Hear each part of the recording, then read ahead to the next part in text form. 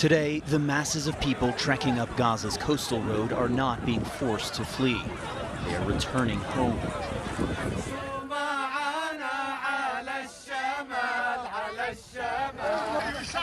The Palestinian people are going back to their homes, this man shouts, announcing his joy to anyone who will listen.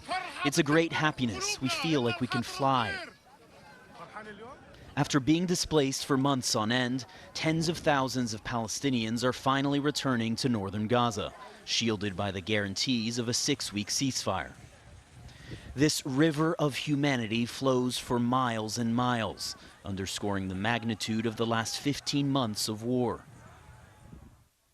For many, like Ayad al-Masri, their journey began in southern Gaza. Taking down their tents, they hope forever. I'm taking these 4 bags and going back to my house, Ayad says. I don't know if it is still standing or not, but I'm going back to Beit Hanun.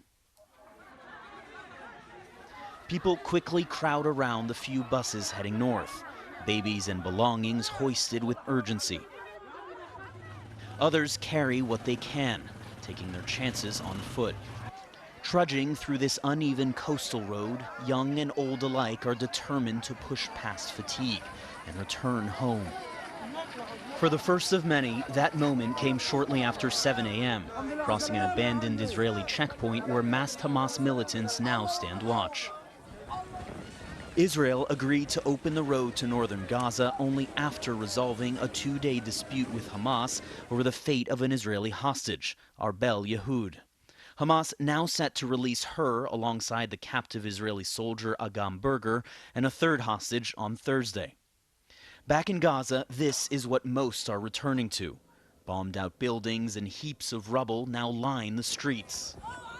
Even amid the destruction, there is joy as family members separated by war reunite. Thank God, Muataz says as he kisses his mother and embraces his daughter.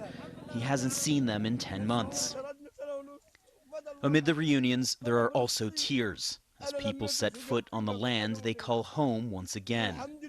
I'm crying right now out of happiness, this man says. I don't want anything except to enter my homeland. The enormity of the destruction in Gaza prompting President Trump to call for moving Palestinians out of Gaza. I'd like Egypt to take people, and I'd like Jordan to take people. You're talking about probably 1.5 million people, and we just clean out that whole thing. Among those who camped out for days near the checkpoint to northern Gaza, waiting for it to open, Trump's idea is quickly rejected. We say to Trump no, and 1,000,001 no's. We will stay here. We will stay in Gaza, he says, even if it is a pile of rubble.